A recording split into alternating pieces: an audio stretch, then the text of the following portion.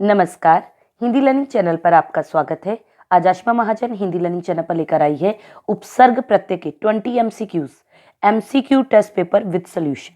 ये सभी क्लासेस के लिए होगा। आइए एक एक करके हर प्रश्न पर नजर दौड़ा लेते हैं। आपने उपसर्ग प्रत्यय चैप्टर तो पढ़ा ही होगा। देखते हैं आपकी रिवीजन किस प्रकार से अच्छी से हुई है या नहीं हुई है। पहला प्रश्न है, प्यासा में प्रयुक्त प्रत्यय है सा, आ, क तथा ख दोनों, इनमें से कोई नहीं। तो प्यासा में प्रयुक्त प्रत्यय कौन सा है बच्चों? जी हाँ, प्यास हो गया आपका मूल शब्द और बड़ा आ यानी कि आ हो गया आपका प्रत्यय। तो second option is the right option. Era प्रत्यय से बना शब्द निम्नलिखित में से कौन सा है? ममेरा, चचेरा, फुफेरा, उपर्युक्त सभी। ये सारे शब्द एरा प्रत्यय से बने हैं, इसलिए उपर्युक्त सभी आपका सही ऑप्शन रहेगा। मूल शब्दों के साथ कितने प्रत्ययों का प्रयोग किया जाता है? तो मूल शब्दों के साथ एक प्रत्यय का प्रयोग होता है, दो का होता है, आवश्यकता अनुसार एक या दो का, इनमें से कोई नहीं। तो आपका आंसर रहेगा आवश्यकता अनुसार एक या दो। उपसर्ग होते हैं अर्थवान, अर्थहीन, मौखिक, उपर्युक्त सभी। तो उपसर्ग अर्थवान होते हैं। किन उपसर्गों को हिंदी का उपसर्ग भी कहा जाता है? तत्सम, तद्भव, आगत, इनमें से कोई नहीं। तो हिंदी का उपसर्ग तद्भव उपसर्गों को कहा जाता है। तद्भव इज द राइट ऑप्शन। निम्नलिखित में किस शब्द में अनुपसर्ग का प्रयोग हुआ है? अधर्म, अभाव, अनेक, अज्ञान। तो आप देख ही रहे हैं सब शब्दों में अ उपसर्ग लगा हुआ है, एक अनेक ही है जिसमें अन प्लस एक से बनेगा शब्द, इसलिए अनुपसर्ग का प्रयोग हुआ है अनेक में। नेक्स्ट, निम्नलिखित में अन उपसर्ग से बना शब्द कौन सा है? अब अन विदाउट हलंत है, ध्यान रखिएगा, पहले हलंत के साथ था।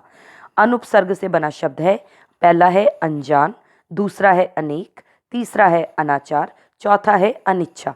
तो आप खुद ही देख रहे हैं इन सब में जब भी आप मूल शब्द और उपसर्ग अलग करेंगे तो अन जो है वो हलंत वाला आएगा, इसलिए राइट ऑप्शन होगा अनजान। ओके। प्रागैतिहासिक में प्रयुक्त उपसर्ग है प्रा, प्रागै, प्राक, इनमें से कोई नहीं। तो प्रागैतिहासिक का मतलब होता है पुराना इतिहास और प्राक का मतलब होता है पुराना, इसलिए third option is the right option. अगर आपने संधियां पढ़ी होंगी 8th क्लास तक तो आपको पता रहेगी कि क व्यंजन किस प्रकार ग में तब्दील हो जाता है। ओके। संचय शब्द में कौन सा उपसर्ग है? तो संचय में सम, स, सम, इनमें से कोई नहीं। तो पहला ऑप्शन है हलंत वाला, सम प्लस चेय। ओके। सीढ़िया में प्रयुक्त प्रत्यय है आ, इया, इया, इया। तो कौन सा प्रत्यय होना चाहिए यहां पर? जी हाँ, सेकंड ऑप्शन इया। ओके। एक्चुअली ये ब्रेक कैसे होता है? सीढ़ियां पहले इया लिखा जाता है फिर आ लिखा जाता है, तो इनको जोड़ के हमने बना दिया इया। ओके। ख option is the right option. निम्नलिखित में से किस शब्द में आगत प्रत्यय का प्रयोग नहीं किया गया है? पहला ऑप्शन बसंती, सालाना, दुकानदार, दौलतमंद। तो सालाना, दुकानदार, दौलतमंद ये सारे आगत प्रत्यय वाले हैं, लेकिन बसंती एक ऐसा शब्द है जिसमें आगत प्रत्यय का प्रयोग नहीं किया गया है। क्रिया आपको पता ही होगा आगत प्रत्यय कौन से होते हैं, जो विदेशी होते हैं। ओके। क्रिया के मूल रूप के साथ जुड़कर संज्ञा, विशेषण आदि नए शब्दों की रचना करने वाले प्रत्ययों को क्या कहा जाता है? ऑप्शन है कृत प्रत्यय, तद्वित प्रत्यय, लिंग परिवर्तक प्रत्यय, इनमें सभी। तो आंसर रहेगा पहली ऑप्शन कृत प्रत्यय। ओके। जूतियां शब्द में प्रयुक्त प्रत्यय है या, इया, इया, इया। तो जूतियां में second option is the right option इया। श्रृंगार शब्द में प्रयुक्त प्रत्यय है र, गार, आर, घर। तो आंसर इज थर्ड ऑप्शन आर। ओके। संपादक शब्द में मूल शब्द है संपादन, पादक, संपाद, इनमें से कोई नहीं। तो ऑप्शन रहेगा थर्ड संपाद। निम्नलिखित किस शब्द में एक साथ दो प्रत्ययों का प्रयोग हुआ है? बुद्धिमान, चिकनाहट, राष्ट्रीयता, चाय वाला। राष्ट्रीयता, राष्ट्रीय, राष्ट्र प्लस ईए प्लस ता, तो दो प्रत्ययों का प्रयोग किया गया है। निम्नलिखित किस शब्द में उपसर्ग एवं प्रत्यय दोनों का प्रयोग हुआ है? खरीदारी में, सीधापन में, ससुराल में या निर्दयी में? तो आप खुद देखिए, यहाँ पर निर्दयी ऑप्शन होना चाहिए क्योंकि निर आपका उपसर्ग है, दया आपका मूल शब्द है और बड़ी ई आपका प्रत्यय है, तो निर्दयी इज द राइट ऑप्शन। औ उपसर्ग से बना शब्द निम्नलिखित में से कौन सा नहीं है? पहला है ओंकार, ओगुन, ओगट, औतार, तो ओंकार इज द राइट ऑप्शन। निम्नलिखित में से अंग्रेजी का उपसर्ग छांटिए।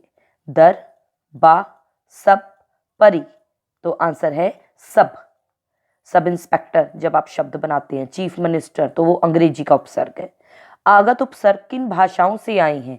अरबी से, फारसी से, अंग्रेजी से, उपर्युक्त सभी, तो इन सभी भाषाओं से आगत उपसर्ग लिए जाते हैं, इसलिए उपर्युक्त सभी।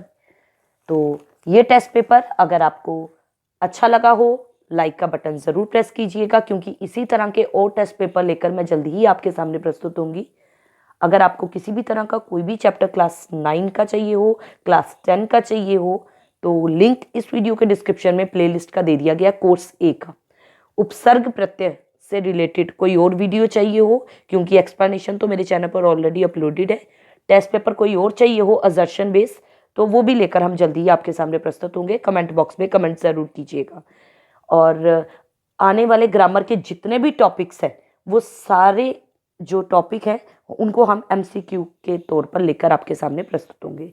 ओके स्टूडेंट्स, अच्छे से पढ़ाई कीजिए और कुछ भी समझ में ना आए तो कमेंट बॉक्स में लिख दीजिए। लाइक का बटन ज़रूर प्रेस कीजिएगा, दोस्तों के साथ ज़रूर शेयर कीजिएगा। Okay student, good bye.